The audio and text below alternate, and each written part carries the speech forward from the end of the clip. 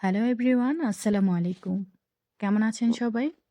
আশা করি যে যেখান থেকে ভিডিওটি দেখছেন, কাছে অথবা দূরে, দেশ অথবা দেশের বাহির থেকে, আল্লাহর অশেষ রহমতে সবাই ভালো এবং সুস্থ আছেন। আমি তাসলিমা চলে আসলাম সৌদি আরব থেকে নতুন একটি ভিডিও নিয়ে আপনাদের মাঝে। আশা করি ভিডিওটি ভালো লাগবে আর পুরোটা ভিডিও জুড়েই আমার সাথে থাকবে। শুরুতেই বলতে চাই, যে সকল আপু এবং ভাইয়ারা আমার লাস্ট ভিডিওটি দেখেছেন, সুন্দর সুন্দর কমেন্ট করেছেন, তাদেরকে জানাই অসংখ্য ধন্যবাদ। আর যারা যারা আমার ভিডিওটি প্রথম দেখছেন, আমার চ্যানেলে নতুন, চাইলে চ্যানেলটিকে সাবস্ক্রাইব করে পাশে থাকা বেল বাটনটি বাজিয়ে দিতে পারেন। তাহলে আমার সব ভিডিওর নোটিফিকেশন সবার আগেই আপনাদের কাছে পৌঁছে যাবে। আমি যখনই ভিডিও আপলোড দেব, সবার আগে আপনারা আমার ভিডিও দেখতে পারবেন। আর যারা যারা অলরেডি চ্যানেলটিকে সাবস্ক্রাইব করেছেন, তাদেরকে জানাই অসংখ্য ধন্যবাদ। আর যারা ভিডিওটি দেখা শুরু করেছেন, প্লিজ একটা লাইক দিয়ে ভিডিওটি লাস্ট পর্যন্ত দেখার চেষ্টা করবেন, আপনাদের কাছে অনুরোধ রইল। এবার আপনাদের সাথে শেয়ার করব আজকে আমি কি রেসিপি বানাবো। আজকে আমি বানাবো চিজ দিয়ে একটা ব্রেড রেসিপি। এটাকে চিজ বলও বলা হয়। তো এই রেসিপিটা বানানোর জন্য আমার এখানে যা যা লাগবে সব আমি রেডি করে নিয়েছি। এখানে লাগবে চিজ, যেহেতু আমি চিজ বল বানাবো তার জন্য চিজ লাগবে। আর এখানে আটার ডোটাকে আমি বানিয়ে রেখে দিয়েছিলাম 1 থেকে 1.5 ঘন্টা আগে। আধা ঘন্টার মতো রাখলেই চলে, তো আমার হাতে সময় ছিল তাই আমি 1 থেকে 1.5 ঘন্টার মতো ডোটা বানিয়ে রেখে দিয়েছিলাম। আর অল্প একটু বানিয়েছিলাম, দেখেন ফুলে একদম অনেকগুলো হয়ে গেছে। আর এখানে নিয়েছি আমি ডিমের যে হলুদ অংশ আছে, 2টা ডিম ভেঙে আমি নিয়েছি। আর এখানে আমার লাগবে তেল। আর এখানে বড় একটা ট্রেতে আমি তেল ব্রাশ করে নিয়েছি। রান্নার তেল, নর্মাল যে তেল, সেই তেলটা ব্রাশ করে নিয়েছি। তো রেসিপিটা বানানোর জন্য আমার যা যা লাগবে সব কিছু রেডি করে নিয়ে বসে পড়লাম বানাতে। তো প্রথমেই আমি এখানে চিজগুলোকে এভাবে পিস পিস করে কেটে নিয়েছি। যেহেতু আমি চিজ বল বানাবো, তো অনেক পরিমাণের চিজ লাগবে। তো অনেকগুলো চিজই আছে, আমি কিছুটা কেটে নিয়েছি। তো এগুলা যখন শেষ হয়ে যাবে আবারও কেটে নেব। একবারে এতগুলো কাটা যাবে না, গরমে নরম হয়ে যায় চিজগুলো, তার জন্য অল্প করে কেটে নিয়েছি। আজকের এই রেসিপিটা আমি ইফতারের জন্য বানাবো। তো ইফতারিতে এরকম একটা রেসিপি হলে কিন্তু খুবই মজা হয়। এমনকি তেল মশলা কোনো কিছুই নেই। এইসব রেসিপিগুলো ইফতারে খাওয়ার চেষ্টা করবেন, তাহলে স্বাস্থ্যের জন্য অনেক উপকার, কারণ তেল মশলা ঝাল কোনো কিছুই নেই। তো আমি বানানো শুরু করে দিয়েছি। এই যে চিজগুলো কেটে রেখে দিয়েছিলাম, অল্প পরিমাণের আটা, মানে আটা যে গুলিয়ে রেখে দিয়েছি আমি, অল্প পরিমাণের আটা নিয়ে মাঝখানটা গর্ত করে চিজটাকে আমি ভেতরে দিয়ে এভাবে ঢেকে দেব, যেন চিজটা বের হয়ে না যায়। তো এভাবে একটা একটা করে আমি সবগুলো বানিয়ে নেব। এটা বানাতে মোটামুটি অনেক সময় লাগে, কারণ একটা একটা করে অনেকগুলো বানাতে হবে। তার জন্য আমি বসে পড়লাম, হাতে সময় নিয়ে বানাতে বসে পড়লাম। আমার কাছে এটা বানাতে খুবই ভালো লাগে। আর যখনই আমি বানাই, হাতে সময় নিয়ে বসে পড়ি, তো বসে বসে রেস্টও হয়ে যায় আর এদিকে কাজও হয়ে যায়। তো আমি যেহেতু একা বানাবো, তাই একটু হাতে সময় নিয়ে, এখন বাজে 3টা 3:30 বাজে আর ইফতারের টাইম 6টা বাজে। তো অনেক টাইম মানে হাতে অনেক টাইম আছে। এটা বানাতে প্রায় 1 ঘন্টার বেশি লাগবে আমার, একা একা যেহেতু বানাবো। আর আমিও আস্তে আস্তে বানাচ্ছি, কারণ হাতে অন্য কোনো কাজ নেই।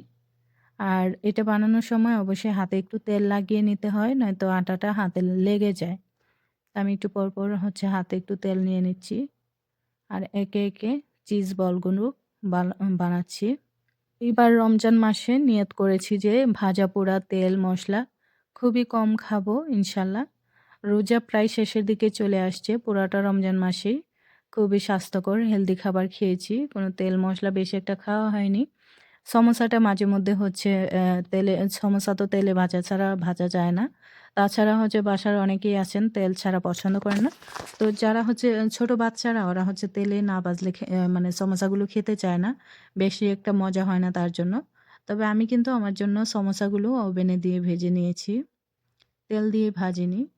তো আলহামদুলিল্লাহ এই পুরাটা রমজান মাসেই আমি তেল ছাড়া খাবার খেয়েছি, তাই এখন পর্যন্ত সুস্থ আছি। গত বছর তো অনেক মানে অসুস্থ হয়ে গিয়েছিলাম।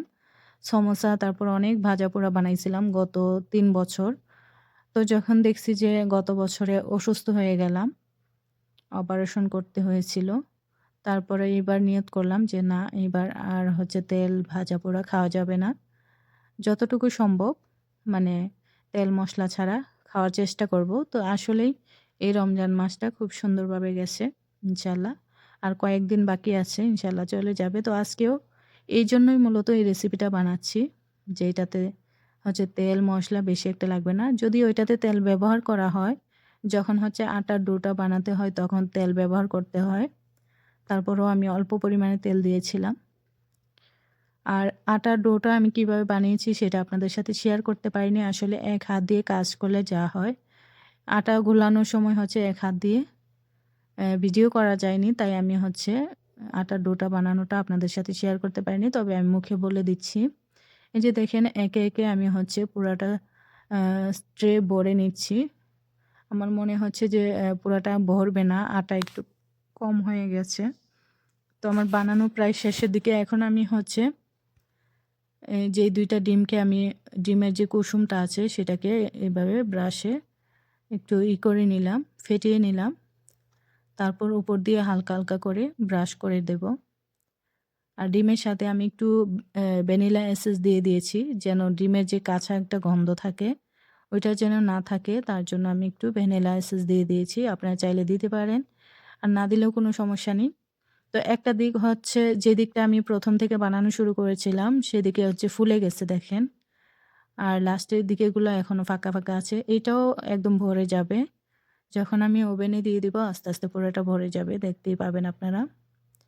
তো আলতো, আলতো করে আমি ডিমটা দিয়ে দিচ্ছি। বেশি জোরে দিলে হচ্ছে লেটকায় যাবে একদম। আলতো করে দিয়ে দিচ্ছি। আর যে আটার ডোয়ের কথা বলছিলাম, ডোটা বানানো একদমই সহজ। এখানে হচ্ছে পরিমাণ মতো দুধ, আপনারা কতটুকু আটা দিয়ে বানাবেন সেই পরিমাণের দুধ দিতে হবে। গুঁড়া দুধ অথবা হচ্ছে লিকুইড দুধও দিতে পারবেন। তারপর দিয়ে দিবেন ইস্ট, ইস্ট দিয়ে দিবেন পরিমাণ মতো। তারপর তেল, কাঁচা তেল দিতে হয়, লবণ, চিনি। এই কয়টা উপকরণ দিয়েই হচ্ছে আটাটাকে ঘুলিয়ে রেখে দিলে, ইস্ট দিলে তো একদম ফুলে যায়। আর দেখেন যেগুলো ফাঁকা ছিল সেগুলোও কিন্তু একদম বড় হয়ে বড়াট হয়ে যাচ্ছে। ওভেনের ভেতর দিয়ে দিলাম আমি। একটু পরে দেখলাম যে কালারটা কেমন হয়েছে। তো এখনও বাকি আছে, কিছু টাইম লাগবে, তারপর হয়ে যাবে। এটার উপর দিয়ে মধু দিয়ে খেতে খুব মজা হয়। আপনারা চাইলে চিনি দিয়ে শিরা বানিয়েও দিতে পারেন। তো আমরা হচ্ছে সবসময় মধু দিয়ে খাওয়ার চেষ্টা করি। যে উপরটা হালকা লাল হয়ে গেছে, আরেকটু হলেই হয়ে যাবে। আর কতটা সহজে রেসিপিটা আমি বানিয়ে নিয়েছি আপনারা তো দেখতেই পারলেন। এই তো হয়ে গেছে, আমি হচ্ছে ওভেন থেকে বের করে নিয়েছি। এই যে এরকম কালার হলেই বুঝতে পারবেন যে হয়ে গেছে।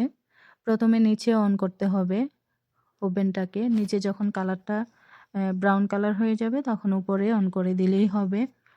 তারপর হচ্ছে এই যে ফাইনাল লুক, রান্নাটা হয়ে গেছে। মানে এটা মানে চিজ বল বানানো শেষ। এখন হচ্ছে ইফতারের সময়। ইফতার করে নামাজ পড়ে মাগরিবের পর এসে বসলাম খাওয়ার জন্য। তো এই তো উপর দিয়ে মধু দিয়ে নিয়েছি দেখেন। আপনারা চাইলে এখানে চিনি দিয়ে শিরা বানিয়ে ব্যবহার করতে পারেন। বা এমনিতে অনেকে চিনি উপর দিয়ে ছিটিয়ে দিয়েও খায়। তবে আমার কাছে মনে হয় মধু দিয়েই ভালো লাগে। আর চিনিটা যেহেতু আমাদের বাসায় কেউ খায় না বেশি একটা। আর দেখেন কতটা সফট হয়েছে ভিতরে, একদম ফুলে গেছে। উপর থেকে একটু মধু ভরিয়ে আমি হচ্ছে খেয়ে নিচ্ছি। ভিতরের চিজটাও মানে অনেক মজার একটা রেসিপি। আপনারা যদি না বানিয়ে খান তাহলে বুঝতে পারবেন না। আর আরব দেশগুলিতে না এই রেসিপিটা সবসময়ই বানায়, শুধু যে রমজান মাসে বানায় তা কিন্তু না। বিশেষ করে আমাদের বাসায় মাঝেমধ্যেই শুক্রবার বা বৃহস্পতিবারে বানানো হয় মেহমান আসলে। সৌদি আরবের মানুষেরা, আরব দেশের মানুষেরা এই রেসিপিটা খুব পছন্দ করে। মেহমান আসলেও বানাতে পারেন, আবার বাসার ছোট বাচ্চাদের জন্য বানাতে পারেন, বড়রাও পছন্দ করবে এই রেসিপিটা। আর আজকে আমাদের বাসায় মেহমানও আসছিল, তার জন্য হচ্ছে এটা আমি বানিয়েছিলাম। যেই মেহমানরা আসছে তারা অনেক পছন্দ করে এটা। মাঝে মধ্যে বাহির থেকে কিনেও আনে। তো বাহিরের কেনাটা তেমন একটা ভালো লাগে না। ঘরের বানানোটা যে মজা, বাহিরেরটা এত মজা লাগে না আমার কাছে। তার জন্য আমি চেষ্টা করি ঘরে বানানোর। আবার অনেক সময় দেখা যায় বাসায় বেশি কাজ থাকলে এটা কিন্তু বসে সময় নিয়ে বানাতে হয়। আবার অনেকেই আছে অনেক তাড়াতাড়ি বানাতে পারে, অনেকেই আছে অনেক আস্তে, আস্তে বানায়। তো আমি আসলে এটা তাড়াতাড়ি বানাতে পারি। কারণ আমার বানাতে, বানাতে অভ্যাস হয়ে গেছে। যার জন্য আমি বানাতে পারি। আমার বাসার হচ্ছে ৩ তলায় একজন থাকে। আমার ম্যাডামের মেয়ে। ও যখন এগুলো বানায় আমার কাছে নিয়ে আসে। বলে, "তোমার বানানোর হাত অনেক চালু। তার জন্য তোমার কাছে নিয়ে আসছি, বানিয়ে দাও।" তো অনেক সময় ওনাকে আমি বানিয়ে দিই, আবার নিজেদের জন্যও বানাই। তো বাসায় মেহমান আসছিল, এক সিনিয়া ভরে বানাইছিলাম। আর আরও অনেক খাবারের আইটেম ছিল, যার জন্য হচ্ছে খাওয়া হয়নি। অন্যান্য সময় যখন বানানো হয় মানে পুরা সব শেষ হয়ে যায়। আর আজকে খাওয়ার পর অনেকগুলো বেঁচে গেছে, কারণ শুধু এই আইটেম না, অনেকগুলো খাবারের আইটেম ছিল। তো অনেকে অনেক পদ খেয়ে এটা হচ্ছে বেশি একটা খায়নি, এই যে অনেকগুলো বেঁচে গেছে। তো এটাকে আমি হচ্ছে আগামীকাল আবার গরম দিয়ে, ওভেনে দিয়ে গরম দিয়ে দিতে পারবো ইফতারের টাইমে। সবাই খেয়ে নেবে। এই ছিল আমার আজকের রেসিপি। রেসিপিটি আপনাদের কাছে কেমন লাগলো অবশ্যই কমেন্ট করে জানাবেন। যারা ধৈর্য সহকারে এতক্ষণ পর্যন্ত ভিডিওটি দেখেছেন, প্লিজ একটা লাইক, একটা কমেন্ট করে সুন্দর একটা মতামত জানিয়ে দিতে পারেন। সবাই ভালো থাকবেন, সুস্থ থাকবেন। দেখা হবে বা কথা হবে পরবর্তী যেকোনো ভিডিওতে। আল্লাহ হাফেজ।